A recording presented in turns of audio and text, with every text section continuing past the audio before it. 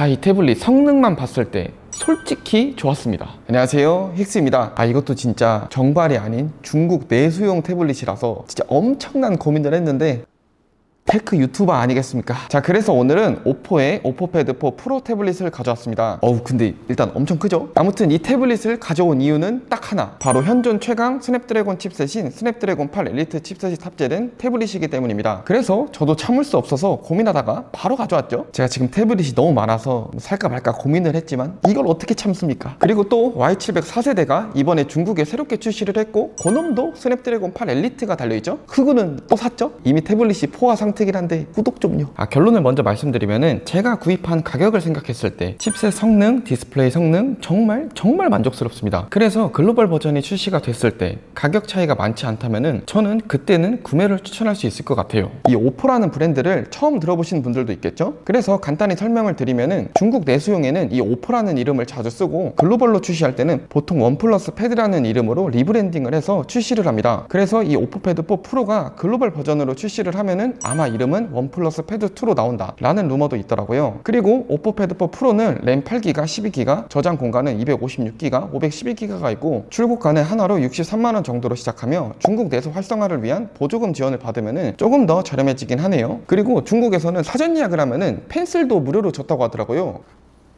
나는 직접 샀는데 저는 램 12기가, 저장 용량 256기가 모델을 66만원 주고 샀고 5월 11일에 주문해서 5월 22일 목요일에 받았습니다. 또 그리고 케이스랑 보호필름은 알리에서 구입해서 조금 저렴하게 샀고요. 그럼 바로 리뷰 시작해보도록 하겠습니다. 영상 시작 전 구독 좀 부탁드립니다. 첫 번째는 스펙이에요. 13.2인치 디스플레이, 3.4K 해상도, IPS LCD 패널, 그리고 스냅드래곤 8 엘리트가 탑재되어 있죠. 또 재밌는 게 스피커가 무려 8개입니다. 이거는 뒤에서 사운드를 한번 들려드릴게요. 일단 전체적인 스펙을 보고 가격대를 보면은 이거 만약 정발이 되고 또 가격이 괜찮게 나오면은 가성비로 진짜 좋겠다 라는 생각이 들었습니다. 또 그리고 오포패드 4도 있고 오포패드 3 프로도 있거든요. 근데 그 두 제품은 정발을 안 했어서 아이패드 에어 13 M3와 한번 간단하게 비교해봤습니다. 간단히 표로 정리해봤는데 일단 아이패드 에어 같은 경우에는 저장 용량이 1TB까지 지원하고 또 셀룰러, 그러니까 LTE 모델도 있다 보니까 최대 가격대가 조금 있죠. 그리고 주사율과 밝기를 보면은 오포패드 4 프로가 더 좋은 걸 볼 수 있는데 아직도 이 가격대에 60Hz라는 게 이해가 안 됩니다. 그리고 스피커 차이가 있고 무게는 오포패드 4 프로가 더 무겁고, 그리고 배터리 용량이나 충전 속도는 오포패드 4 프로가 좋은 걸 볼 수 있네요. 두 번째는 언박싱입니다. 일단은 패키징은 별로였어요. 그냥 태블릿 상자를 뾱뾱이에 싸고 이 비닐로 덮여져서 왔습니다. 아예 택배 상자도 없었어요. 그래서 이게 일단 오포패드 4 프로 상자거든요. 양 끝에 보면은 그래서 그런지 상자가 좀 구겨져 있습니다. 마음 아프네. 아무튼 상자를 열어주면은 비닐로 포장되어 있는데 얘가 바로 오포패드 4 프로입니다. 실제로 봤는데 13.2인치 태블릿 진짜 더럽게 크긴 크네요. 그리고 정말 얇았습니다. 설명서와 A2C 케이블, 그리고 무려 67W의 충전기를 줍니다. 이게 직구라서 110W긴 한데 뭐 이렇게 쓰면 되니까 개꿀이죠. 세 번째는 UI 둘러보기예요. 원래는 제가 디자인을 먼저 설명을 드리는데 아무래도 얼마 전에 출시한 제품이고 처음 들어보신 분들도 많으니까 어떤 기능이 또 있을까, 또 그리고 중국 내수용 모델이다 보니까 아니 중국어로만 쓸 수 있는 거 아니야? 한국어 안 되는 거 아니야? 라고 또 걱정을 하시는 분들이 있을까봐 한번 앞으로 빼봤어요.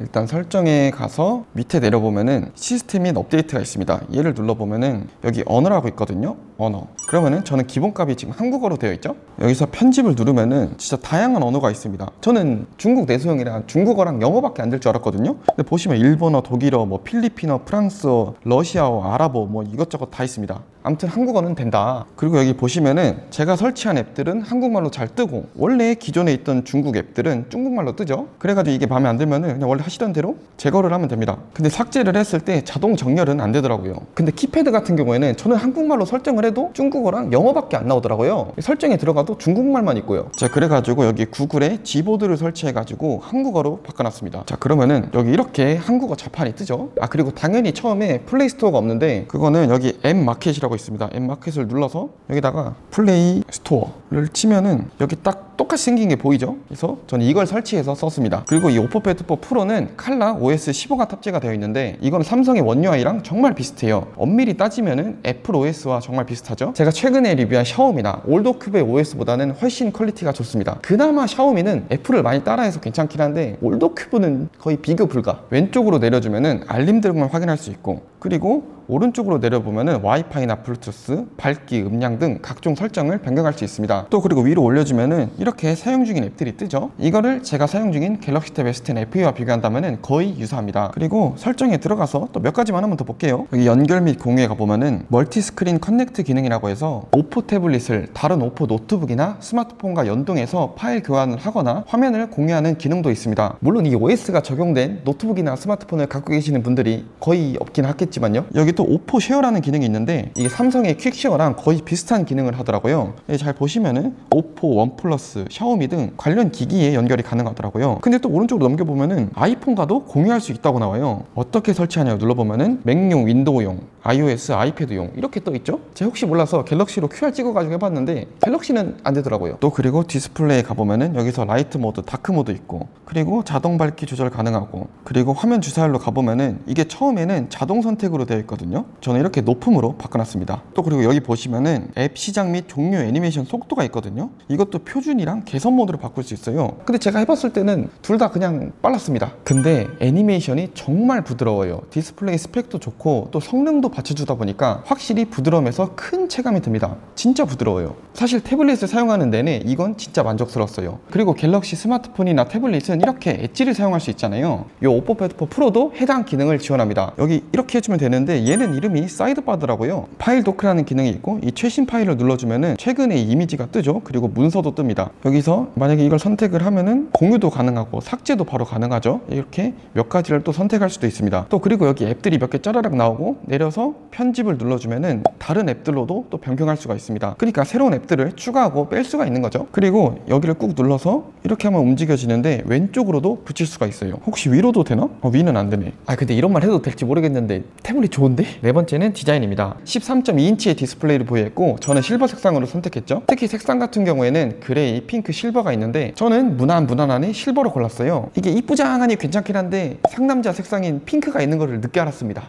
근데 진짜 보시면 화면 진짜 무지막지하게 커요. 13.2인치 장난 아니죠? 이게 오포 패드고 이게 제가 얼마 전에 리뷰한 아이플레이 70 미니 울트라고, 그리고 이거는 갤럭시 탭 S10 FE입니다. 와, 이렇게 비교해도 화면이 진짜 크죠? 장난 아니네. 이 정도면 둔기인데? 또 그리고 이게 두께도 정말 얇은데 스펙상 5.97mm거든요. 한 약 6mm 됩니다. 제 갤럭시 S25 일반 모델과 비교해도 얇은 게 보이죠? 근데 또 제가 쓰다 보면서 약간 아쉬운 게 있는데 좀 무겁습니다. 무거운 느낌이 아니고 무거워요. 이게 스펙상 675g 정도거든요. 그러면은 아이패드 에어 13 M3보다 약 50g이 더 무겁습니다. 일단 이건 아이패드 에어도 똑같긴 한데 제가 강화유리 보호필름을 착용했거든요. 근데 강화유리 보호필름 무게가 약 65g이어서 그거를 더해주면 741g이 나와요. 강화유리가 이렇게 무거운지 처음 알았습니다. 이게 화면이 크니까 강화유리도 무겁네. 아무튼 그렇기 때문에 무게가 좀 예민하다고 하시면은 강화유리 보호필름은 약간 비추. 또 그리고 케이스 무게마다 다르지만 이 커버 케이스를 착용하면은 1kg가 넘게 됩니다. 아무튼 그런 분들은 많이 없으시겠지만 꼭 보호필름 때문이 아니더라도 이렇게 누워서 보는 거는 진짜 힘들 거고, 이런 거치대를 사용하시거나 또 휴대용으로 많이 들고 다니시는 분들에게는 그래도 무게가 좀 있으니 오히려 단점이지 않을까 싶었어요. 아무튼 전체적인 디자인을 다시 보면은 후면에는 카메라가 있고 또 카메라 섬이 낮게 올라와 있습니다. 그리고 오포 글자가 각인이 되어 있고 이쪽에는 포고핀도 있네요. 이 포고핀은 이런 스마트 키보드를 연결할 수 있게 되어 있습니다. 근데 저는 13.2인치 태블릿에서는 그런 케이스를 사도 괜찮다고 생각해요. 근데 그 케이스 무게를 한번 찾아보니까 한 500g 정도 되더라고요. 또 우측에는 볼륨 조절 버튼과 펜 슬롯이 있고 하단은 C포트와 스피커, 그리고 여기 상단에도 스피커가 있습니다. 또 여긴 전원 버튼도 있죠.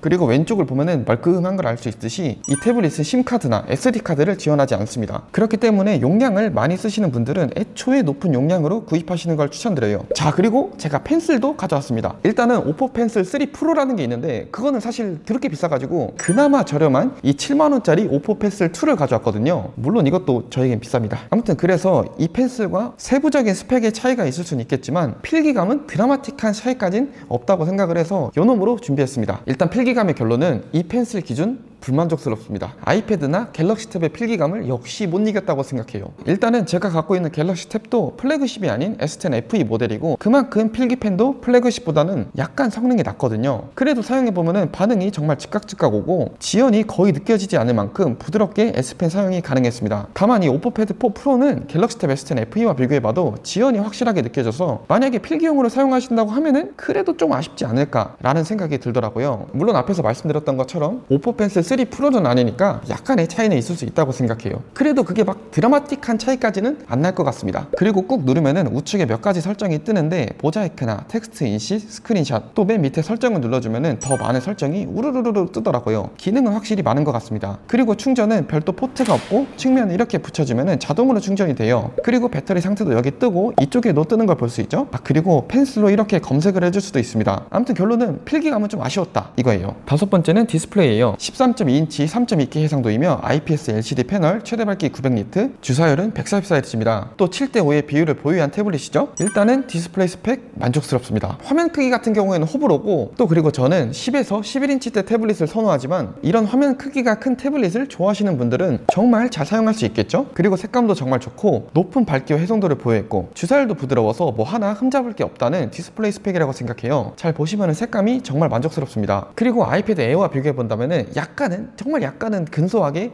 아이패드 에어의 선명도가 조금 더 높다고 생각해요. 제가 잠깐 코스트에 가가지고 아이패드 에어 13인치를 한 20분 동안 써보고 갔거든요. 제가 원래도 아이패드 에어를 썼긴 한데 그게 11인치여가지고 혹시 차이점이 있을까 하고 한번 봤습니다. 근데 결론은 이게 낫다 저게 낫다 하기가 어려운 선택지일 정도로 그냥 둘 다 좋았어요. 물론 아이패드 프로랑 비교한다면 당연히 프로가 좋았고요. 또 그리고 넷플릭스에 들어가서 화질을 한번 볼까요? 오, 와이드파인 L1이죠? 그리고 최대 재생 해상도는 FHD입니다. 이게 얼마 전까지는 L3였거든요. L1으로 바뀌었네. 또 이렇게 화면 분할해서 사용이 가능하고 크기도 변경이 가능하죠. 나아가서 3개까지 분할할 수 있는데 이런 방식으로 분할하더라고요. 또 이렇게 왔다 갔다 하면서 사용할 수 있고 내 손가락을 보여주면 한 화면에 보이긴 하는데 위아래로 렛터박스가 생기긴 합니다. 그리고 이름은 부동창이라고 되어 있는데 이런 팝업 화면도 띄워서 사용할 수 있고요. 다시 한 번 더 말씀을 드리면은 전 이 디스플레이 스펙도 정말 만족스럽다고 생각합니다. 또 그리고 베젤도 약 6mm로 정말 얇아요. 이게 갤럭시 탭 S10, 아이패드 에어 M3와 비슷한 수준이더라고요. 참고로 비교용으로 S10 FE와 비교하면 이 정도 차이 납니다. 여섯 번째는 성능입니다. 칩셋은 스냅드래곤 8 엘리트, 램은 8, 12, 16기가, 저장 용량은 256, 512기가로 되어 있습니다. 앞에서 말씀드렸던 것처럼 성능이 가장 강력한 애플 M칩과 비교가 되며 스냅드래곤에서 가장 좋은 성능을 내는 게 이 스냅드래곤 8 엘리트 칩셋이에요. 그 전에 좋았던 태블릿들은 Y700 3세대나 레노버의 요가테 플러스 AI 태블릿이 있죠? 전 둘 다 리뷰도 했고요. 자, 아무튼 긱벤치랑 3D마크 점수를 바로 보시겠습니다. 싱글코어 3015점, 멀티코어 9309점, GPU는 18020점입니다. 이게 참고로 제가 커뮤니티에 올린 긱벤치 점수랑 좀 다르더라고요. 뭐가 바뀌었나? 그리고 3D마크 점수 같은 경우에는 최고, 최저, 안정성 이렇게 나왔습니다. 저는 최근에 태블릿을 정말 많이 리뷰해서 이걸 딱 보자마자 이 점수 기가 막히네 라는 걸 알 수 있었어요. 자, 가격은 저렴하지만 제가 최근에 리뷰한 70mm 울트라랑 간단하게 비교해 보겠습니다. 싱글코어는 60% 가까이 높고 멀티코어랑 GPU도 거의 2배 가까이 높죠? 그리고 스냅드래곤 8 젠3가 탑재가 되어 있는 요가테 플러스 AI 태블릿과 비교해 봤는데 역시 오포 패드4 프로 태블릿의 성능이 더 우수한 걸 볼 수 있습니다. 요가테 플러스 AI 태블릿의 정발가가 케이스랑 펜 포함해서 약 80만원, 그리고 Y700 3세대는 60만원이거든요. 진짜 정발을 했을 때 합리적인 정발가가 나온다면 정말 많이 팔릴 것 같습니다. 디스플레이 스펙도 그렇고 성능도 너무 좋아요. 다음으로 아이패드 에어 M3 13인치랑도 비교해봤습니다. 다음으로 게임이나 영상을 볼 때 배터리나 발열은 어떤지 한번 테스트를 해봤거든요. 다들 함께 보시죠. 배터리 용량은 12140mAh이고 67W의 고속 충전을 지원하죠. 그리고 언박싱 때 보셨던 이 충전기로 충전 테스트를 진행했어요. 20분 동안 33%, 80%까지는 1시간 2분, 100%까지 1시간 25분이 걸렸습니다. 이렇게 보면은 충전 속도도 괜찮죠? 이게 보니까 60W 때는 거의 안 나오긴 해도 50W 대로 대부분 고속 충전이 되더라고요. 일반 초고속 충전기로 충전을 해봤을 때 어떤 시간 차이가 있을까 한번 테스트를 진행해봤습니다. 결론은 100% 완충 시간을 비교해보면은 약 40분 정도가 차이가 나더라고요. 또 그리고 일반 초고속 충전기로 충전을 했을 때는 20W대로 충전이 돼서 속도 차이가 많이 나기 때문에 이 오포 패드를 충전을 할 때는 오포 전용 충전기를 사용하시는 걸 추천드릴게요. 그리고 해당 조건에서 유튜브를 전체 화면으로 2시간 동안 시청을 해봤는데 배터리가 66%에서 37%로 약 30% 가까이 소모가 됐습니다. 거의 시간당 15% 정도 소모가 됐죠. 온도 같은 경우는 약 31도 정도로 열감은 전혀 느껴지지 않았고요. 이것도 유튜브로 볼 때 100%에서 0%까지 얼마나 걸릴까 하고 궁금해서 화면 녹화를 킨 상태로 측정을 해봤는데 약 7시간 정도가 소요가 됐습니다. 자, 그리고 고사양 게임을 해봤고 칩셋 쪽 기준 발열이랑 배터리 소모량을 측정한 결과를 알려드릴 건데 그 전에 정말 어떤 고사양 게임이든 가장 높은 옵션에서 게임을 했거든요. 근데 근데 정말 부드럽게 게임했습니다. 이게 뭐 간헐적으로 끊기거나 버벅거리거나 그런 거 없이 정말 깔끔하고 부드럽게 했어요. 제가 최근에 리뷰했던 태블릿들과 체급 차이를 확연히 느낄 수 있었습니다.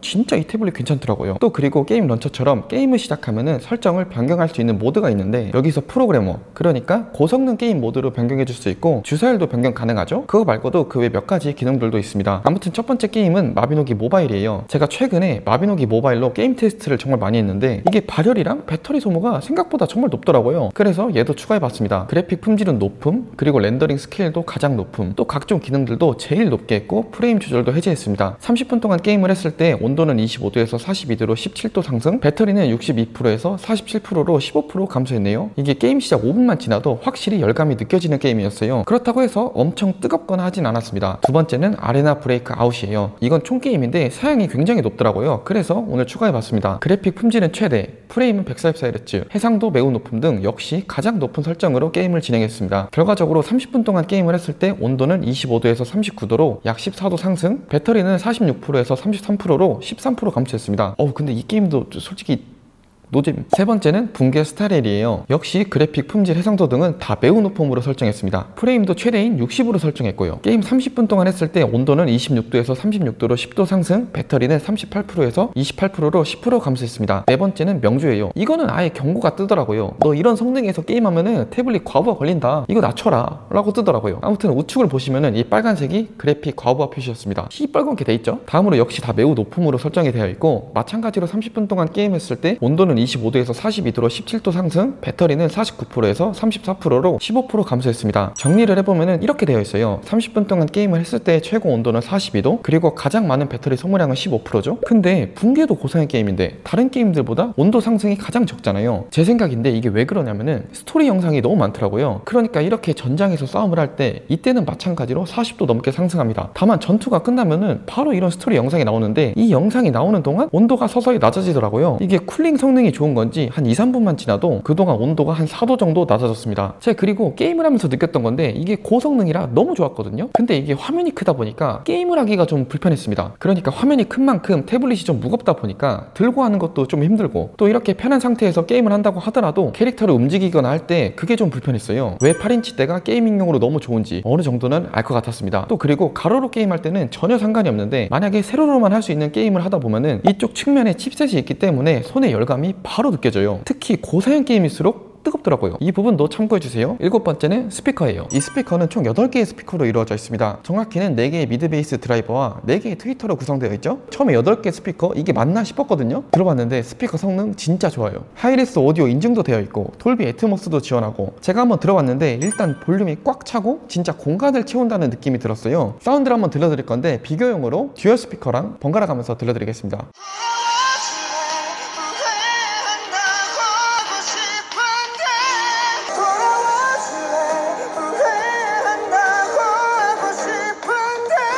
안녕하세요, 힉스입니다.